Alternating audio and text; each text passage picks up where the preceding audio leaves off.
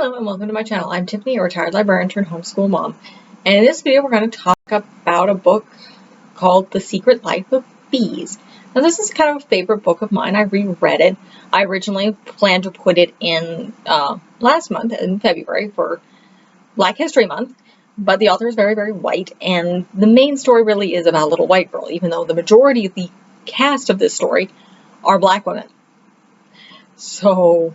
And it revolves a little bit around the civil rights movement, particularly the voting rights in 1964. But again, the author is white, so I decided rather than putting it in February, where I want to celebrate black authors, I put it here in March, because for some reason bees make me think of spring, and March is spring. So I threw it here, and there is a film that goes along with this, so I'll be covering the film this month as well. So this is an enjoyable book. Age range, depending on your kid, middle school would be the youngest, just because I don't think younger kids would have an interest in this, because this is the coming age story of a 14-year-old girl in South Carolina in 1964. So that's when this book is set. So there's some violence. There's talk of Lily accidentally killing her mother when she was 4 years old. There's some cop violence because her housekeeper tries to register to vote and gets a little mouthy with white people. And again, this is South Carolina in 1964, so they beat the crap out of her. And then there's a little bit more cop violence later in the book. And then of course there's a suicide as well. And there's mention of another suicide. So those are that's a slight warning.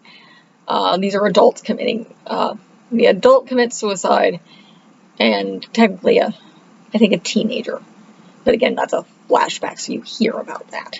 So those are kind of the more, I wouldn't say adult, because suicide's pretty common. And if you're studying the civil rights movement, or cop and African-American interactions with cops, it's not a good thing. So again, middle school would probably be the age range, just because that's also the age of our main character. She's 14. So she's a little bit older than middle school, but she's about a freshman in high school. So in fact, I think she's going into her sophomore year. This takes place in the summer of 64. So interesting story. Again, so let's kind of go over. So the story starts off with Lily. She's 14 years old. She lives with her father, who she calls T-Ray. She doesn't call him daddy. He's an abusive man. He runs a peach orchard. He does not care about her at all. She's pretty much been told that her mother was a horrible person and abandoned her entire life. She's also partially raised by one of his former farmhands, an African-American woman by the name of Rosalind. Now, Rosalind's a plain talker, but she very much loves Lily. She's pretty much raised this little girl. She knows she has a crappy life. Her father's not wealthy. I mean, this is not a wealthy situation. Her father hates her, it seems. He's very, very abusive. She herself talks about having to use soda cans as rollers and not sleep well because her father won't buy her rollers. She makes her own clothing. So no, Lily is not wealthy whatsoever. So Rosalind is plain talker. They're close. This is pretty much the only mother figure she's known in her life. And her father's a dick, an abusive dick. So that's kind of how the story starts. She basically noticed bees coming into her bedroom. That's partially why this is a very, very bee-centric book. Thus the Secret Life of Bees in the title. And then Rosalind decides to go into town to register to vote. So the Voting Rights Act has recently passed. So she goes to register to vote. Lily goes with her because Lily, it's her 14th birthday. And it's actually the 4th of July. And so she wants to get out of the house on her birthday because her father does not care it exists. So she goes with Rosalind. Rosalind gets in a tough, basically bad mouthing some white people. They arrest them. T-Ray, Lily's father, comes to pick her up. Doesn't care about Rosalind. Essentially screams and yells and threatens her and throws her in her room and pretty much says, I'm going to come back and beat the crap out of you later. So Lily runs away, finds out Rosalind's been beating the crap out of herself by the cops and is in the hospital, and she, by overhearing things, suspects they're going to kill her. So she helps Rosalind get out of the hospital, and they run away. And now Lily has a few things. She found, I think, a bag or so of some of her mother's belongings, including a pair of gloves and a little card with Black Madonna honey on it. And on the back of it was written the name of this other town in South Carolina. So they hitch a ride and get to this town, get into the general store, see this Black Madonna honey, and ask, okay, who makes this and where did this come from? Because Lily has this card. And they send her to the house of the Botmans. Let me go back and look. I literally just finished rereading this book, but I do not pay attention to the last name of these women. Boatwright. So they're the 3 Boatwright sisters. August, May, and June. And so they go to this bright pink house, and these women who basically, mainly it's August, who's the oldest. She's a teacher, but they also create honey and wax candles, and they sell them up north, and they sell the honey various places. Up north, they ship them out. They have a whole business where they do mail order and stuff, and people like authentic honey, and they think the Black Madonna on their basically as their emblem is very interesting. So that's what they do. So Lily lies. Rosalind lies. Basically, she claims her father's dead. Her last name is Williams when it's not. It's actually Owens. And that Rosalind was their housekeeper, and essentially they had no family, so they were wandering through here and were planning to go stay with Lily's supposed aunt. They're not, obviously, it's a lie. And are basically looking for a place to stay and earn some money over the summer until her aunt's recovered from some sort of surgery. And yes, all of this, she comes up, and they actually end up having to talk to the cops. That's where some of the story comes in. So the 3 sisters bring them in. June does not like Lily on sight. August does. May's a little slow. And August eventually describes it as she's very empathic. So why she hears bad things and it's like they happen to her. And eventually August tells her the story of May's twin sister, April. And the two were inseparable and very much bound together as one person in many cases. But when April realized that, I think they went to this town one day when they were about maybe 11 or so, and they went to buy ice cream in the general store. They were told they couldn't eat it inside because they were Black. And this, basically her father kind of told April that this is just kind of the way it is. And that broke her. And eventually she killed herself. So, and after that, May was never the same. So May became kind of slow and very, very emotional. And they didn't know quite how to help her. So the mother looked after her for many, many years. And when the mother died, the older sisters took her in, and they created this almost like a wailing wall of stones in their backyard where May would write down things and stick it in the wall, basically write down her prayers. And so she's kind of slow. She's very, very sweet. And Lily basically becomes an apprentice to August. Now, unbeknownst to her, August knows who she is, because this is where her mother, Deborah, had come. So eventually, the other person that Lily befriends is another apprentice beekeeper, a young boy by the name of Zach. And he's about her age.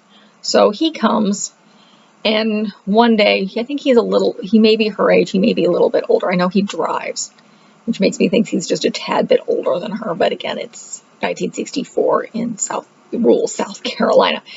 So I know enough that it's possible that you could be driving at 14, particularly in the rural areas. So they become friends. Lily realizes at this point that her mother had come here because she sees May luring cockroaches out of the house, and she knew that something her mother had done. So she thought, and then she asks May if she knew her mother, and she says yes. And her mother was the sweetest little thing.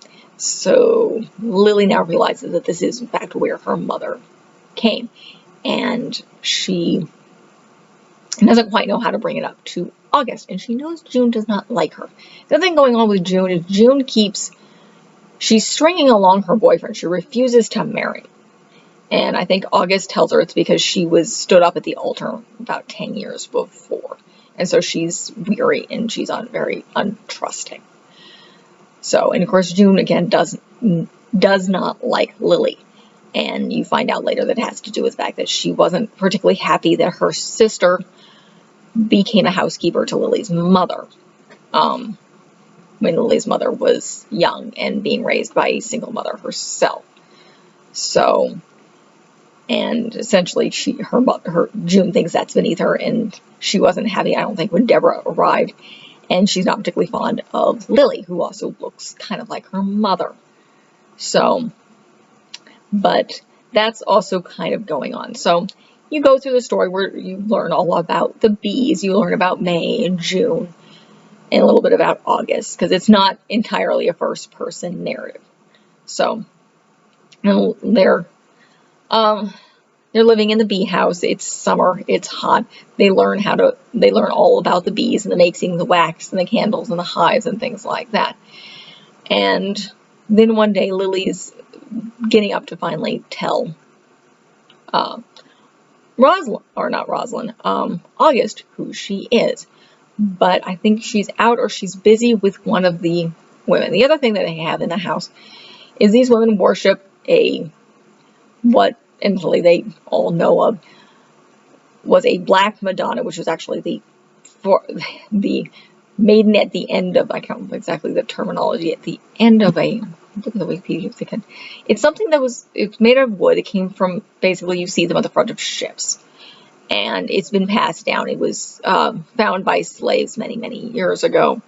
And it was their version of hope. And they called it the Black Madonna. And it's been passed down through families. And they have these sisters, the daughters of Mary, who come and worship this Black Mary. And occasionally they get absolutely covered in honey every year. They call it the Black Mary or Our Lady of Chains because it gave these slaves hope generations before. So that in Italy, this was in 1964, so they're not that many generations away from slavery. So these women are also there, and you really see a lot this African American community of very, very strong women, and that's Lily bonds with that because she sees these strong, independent, intelligent women. August is never married. She's never loved a man enough to marry him. That's what she says. May's a little slow, and then June has issues. And Rosalind is still there. Rosalind helps around the house. She becomes friends with these people as well. Her and Lily remain close. And again, the lie still kind of stands. So, but one day Lily's about to tell August, but she's busy with one of the sisters with one of the daughters of Mary. And Zach says he needs to go to get something in town and asks her to come along. They've become pretty close friends. So she goes with him. He's delivering something.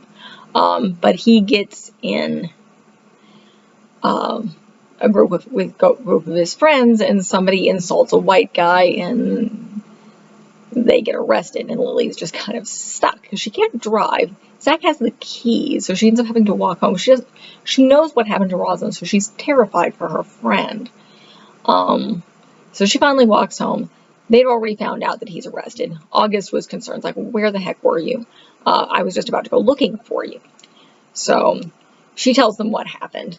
they have a lawyer friend who's going to try to get Zach out of prison, but the judge is out of town until, I think it's Wednesday. So they also try to keep this from May, because May adores Zach, and they think it will hurt her. And this is the most turning point in the story. Eventually May finds out, because Zach's mother calls, and May picks up the phone. And then May essentially goes and commits suicide. And she goes off. She pretty much doesn't let her sisters help her. She says she wants to go out to the wall. They wait about 5 minutes or so. Then they go looking for her, and she's gone off into the woods and drowned herself. And they do eventually find a suicide note that pretty much said, "This is my time. You need to live," essentially. So, and this is also when something that interesting happens that Lily experiences for the first time. A home funeral. So May's body is taken away. It's determined that she drowned, and they clean up the body. And I don't know if they embalm it or anything, but they do bring it home. And they have a vigil. And this is common. I mean, Lily doesn't understand this, because that's not, in her community, that's not what happens. Bodies stay at funeral homes. So, but that's not how this African American community is working. So they bring May home, so they're able to have a vigil and say goodbye before they bury her. And I think she's in the house for a couple of days. And then they bury her, and it takes time for them to mourn. According to the note, August convinces June, basically, May wants you to get married. I know you were jilted, but you need to live your life. You need to marry Neil, which is her boyfriend, who's a very, very nice guy. He very much adores her. So during the mourning period, June is spending quite a time going out driving. August is wandering around the woods, and kind of they're in mourning. They're mourning their little sister. So eventually, Lily gets around and tells August who she is, and August is like, "I know. Your mother came." She tells her how she knew her mother. August had gone to school to be a school teacher, but there wasn't a lot of jobs when she got out of there. And so she became a housekeeper and essentially partially raised Deborah, Lily's mother. And then eventually Lily grew up, or Deborah grew up, and I believe her mother died. By this time, August was in the pink house that had been left to her, I think, by their grandmother. And she starts running the bees, and she'd been being a school teacher for a while down in this town. So Deborah calls her, and basically, "My mother's dead, and you're the only family I have left." But she also gets convinced by a friend of hers to come to this other town. Like, there's men here that are just home from the war, and they're heroes. So Deborah goes down to the town where Lily was born, meets T. Ray, they fall in love, but she doesn't really intend to marry him. But August eventually tells her it's like she gets pregnant. So she marries him. It's horrible. When Lily is little, Deborah runs away and comes to August. And August basically describes her as she's suffering from postpartum depression. She's thin, she doesn't want to eat, she looks horrible, she looks half dead. So August nurses her back to health, and then she finally realizes, "I left my kid." So she goes back, and August believes her intent was to get Lily and bring her to live, and that's what August told us. It's her intention. She was going home to get Lily and bring her to live with August and her sisters in this other town and get her away from T. Ray. And they get in a fight, her and T. Ray, and she takes out a gun, and Lily, being about 4 years old, picks it up. Or she's either 4 years old or she's 2. She's still really, really young, and accidentally shoots her mother. And her father tries to erase her mother's existence. So that's when, for a while, Lily is very, very mad. It's like, "My mother abandoned me." But August is like, she was very, very sick. And she was very depressed. She would have basically thought to put her in an asylum because she was that lost. And so she was there for several months, I think. And I think Yeah, I remember correctly. And I just finished reading this book. And then she goes to try to get her daughter back, and is basically there to pick up her kid, and ends up dead. And eventually August finds out, because she was expecting her to come back with little Lily, because they knew about Lily, her beautiful little girl that she loved. So, but evidently the thing with Zach, he's been arrested. The lawyer attorney gets him out because somebody sees who actually, I think, spit at these white men. So Zach gets out of jail and the charges are dropped. And Lily has told August the story. She also tells her, essentially, they're fugitives from the law. So their lawyer friend is trying to deal with that situation. Unfortunately, through doing that, T. Ray finds out where she is. And so he shows up. Now, Rosalind and August are out, because Rosalind's registering to vote. She's getting back to what the heck she was doing. And nobody else is home. June has gotten married and gone off to live with Neil. Lily has moved into the house she'd been living in. She was living in the B house with Rosalind. Rosalind moved in to sleep with, share a room with May. And then after May's death, Lily briefly slept with Rosalind before going back to the B house. And then once June left, August said, you can take over her room and come into the house. And that's what she does. So she's home alone. One day, her father shows up. He wants to take her home. He's infuriated. He's figured out this is where Deborah was. He hated her mother because she left him, and she was this beautiful thing, and that he thought she was in love with her, but obviously he was extremely abusive, and she was miserable. And so he's infuriated. He attacks Lily. He knocks her down, and he's going to attack her. And at one point in time, he's calling her mother. He's calling her Deborah because she looks like her mother. She has her same black hair, and is very much in resemblance, particularly as she gets older, to look like her mother and how beautiful she was. And eventually, that's the only time you hear Lily call her father daddy, because it snaps it out and makes him realize it. And then August and Rosalind show back up, so to the daughters of Mary, and they make it very, very clear that T. Ray has no power whatsoever, and he needs to go away and leave Lily be. And essentially, he does admit that, yes, you did in fact kill your mother. You didn't mean it, but you did. And then he goes away and leaves Lily where she is better off. Now, Lily is very, very smart. And August talks to her about that, because her mother, Deborah, was not. Her mother, Deborah, hated school, as opposed to Lily, who's very good at writing and very good at reading. Her father makes fun of her about that. She reads the classics. And one of her teachers in her former town pretty much said, you could be off being a college professor somewhere. You could go off to college, which of course her father does not want her to do, because he's very sexist. And again, it's 1964. So it's still a pretty sexist time period. There were not a lot of women in college, even white women.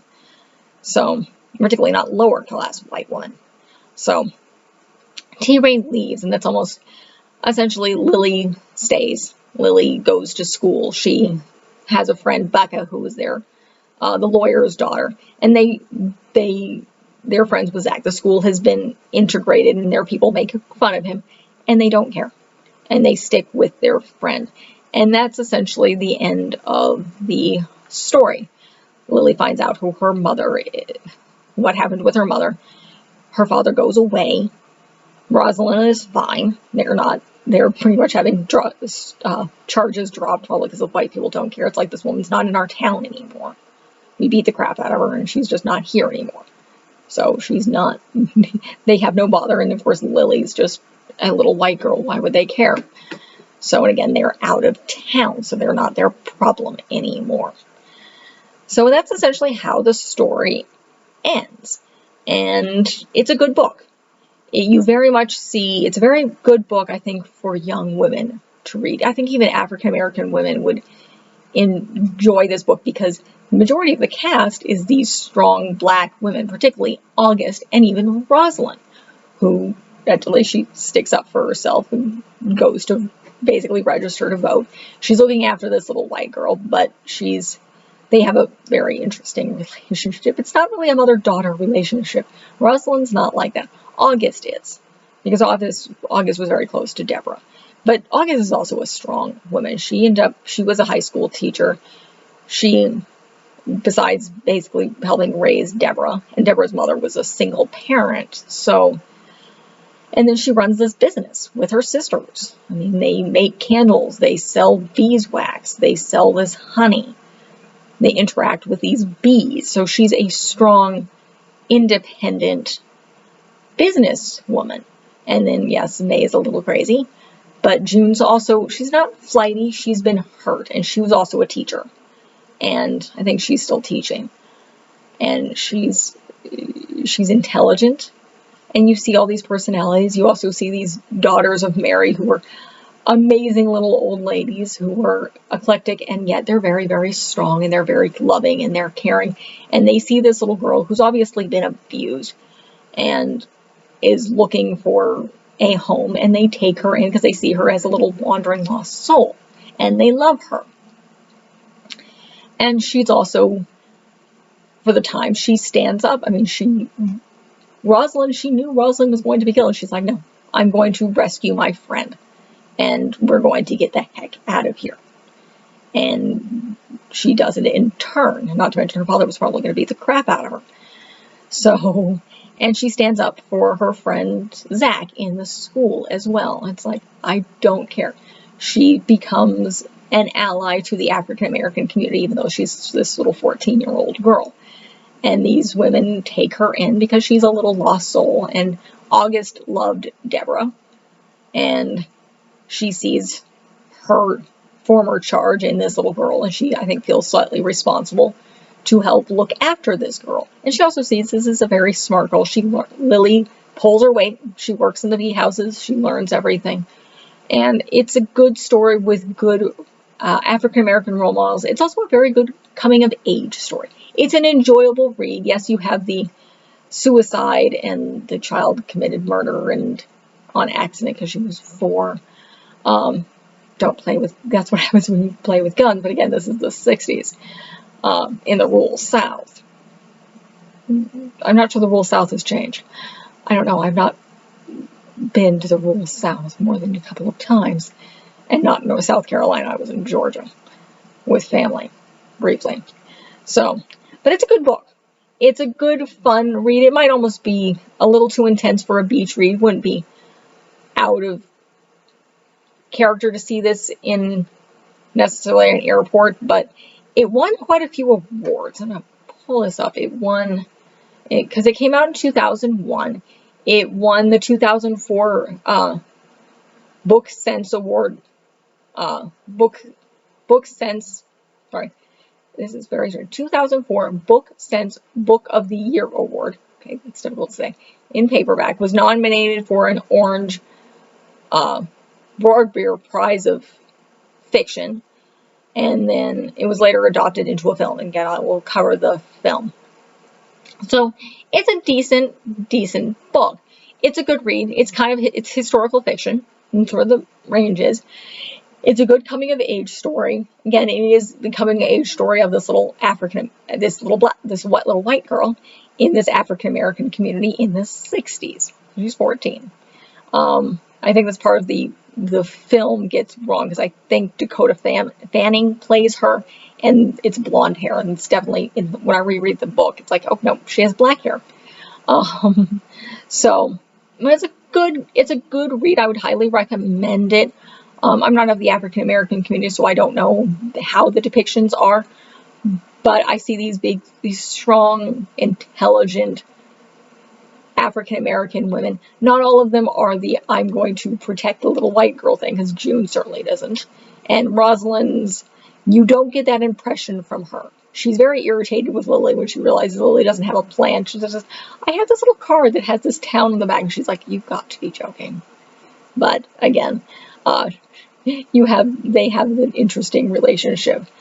But like I said, it's an enjoyable coming of age story. No younger than middle school, I think.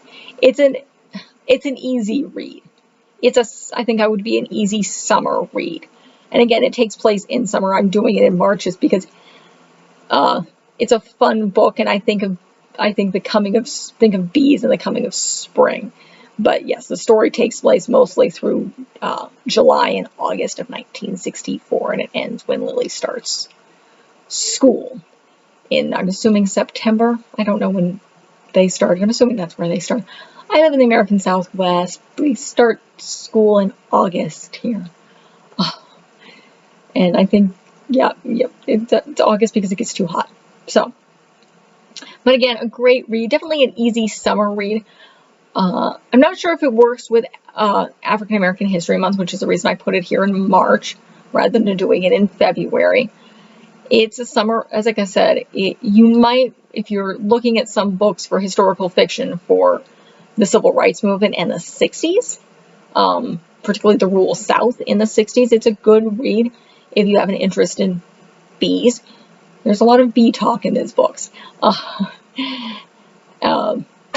And it's it's a great read. It's a pretty good it's an easy read. I mean, it's a pretty kind of predictable coming of age story with some interesting characters and an interesting little plot here. But it's an easy, fun read. So if you're looking for something over the summer, recommend to your teenagers that it's not a romance. That's an easy read. That's not a romance. It's definitely female focused. So if you're looking for something to recommend to yourself, or you're something to read with a mother's looking to read with a daughter, I don't know if guys would be really appealed with this book, but I'm not sure. I'm not one. Though there is some strong, Zach is a strong male character, and I think so is the attorney, which I cannot remember. And Neil is interesting. He's very much in love with this very strong woman, and she's keeping him at arm's length because she's been hurt. So I'm trying to think. Zach is a very strong character. He wants to be a lawyer. And they have a lawyer friend whose name I cannot remember. And it's not showing up when I was skimming the Wikipedia page. But you do have some good black characters. But again, this is a very female-centric book. It's a great summer read. Mothers and daughters will probably enjoy reading this together and discussing it. It's one of those type of books. It's a types of book you might read at a book club, which most of the books that are read at book clubs I don't particularly like, at least not the library ones I've seen. But again, this is a great book. It's The Secret Life of Bees. It's by she's a pretty well-known American author by the name of Sue Monk Kidd. I will link it in the description. Good summer read, maybe good spring read if you're looking for something easy and fun despite some of the strong topics, but no younger than middle school. Just I don't think they would really have any interest in it. It is more geared toward high school, just because that's the main character. She's 14, so she's just entering high school. And yes, she does talk about boys and things like that in the beginning, and her clothing and how she's pretty much passed over and the typical school things. So before getting into lots and lots of bees and bee hunting and tending to bees in the southern South. But yeah, it's a great summer easy book to read. Primarily female focused, again, strong female characters in here, and even Lily's a strong female character for a 14-year-old girl, and she makes rash decisions because again, she's a 14-year-old poor little white girl, literally highly abused little white girl. So with issues because yes, her father is a horrible human being. But again, great book, highly recommend it. If you like this review, I'm covering a bunch of fun stuff. I know I'm doing The Secret Garden here in March along with the film. I'm covering The Secret Life of Bees, the film that will be coming out this Friday, along with a few other spring-focused fun stuff, that partially because February was heavy. If you want to check out my February stuff, I did cover African American history. The most adult book I covered last month, well, I covered two. the African American one was The Color Purple. So I did that review and I covered the film as well. And then I also covered some Asian American history because it was the Lunar New Year. So I did the Joy Luck Club and the corresponding film. Those were the heavy books. Otherwise, I did a bunch of more child geared stuff, particularly the African American children's picture books. So, and then some other media related and film related items in February. In January, I covered a bunch of foods books, including reviewing a couple of several cookbooks. December, I did Christmas stuff, fun, light Christmas stuff. November, I did some more heavy stuff. I did Native American history, covering, again, children's books written by Native Americans and actually some media resources through the Smithsonian, online resources for Native American history. Halloween was another big month. I finished off Harry Potter because I started Harry Potter. I covered all of it starting back in September. That's all was covered. It falls into October. I covered books like Dracula and Frankenstein, some classics, as well as some books like Vernacular and then Hocus Pocus and a few other light films. And then, let's see, trying to think. This is March, as of this filming, which is literally in June. Yep, I'm filming this in June, so I don't have April completely nailed down yet, but I do have more book reviews and more film reviews coming. I also have a sprinkling of homeschooling stuff and some travel stuff, as well as a variety of other book reviews already out there if you want to check out the rest of my channel, and like and subscribe. Thank you.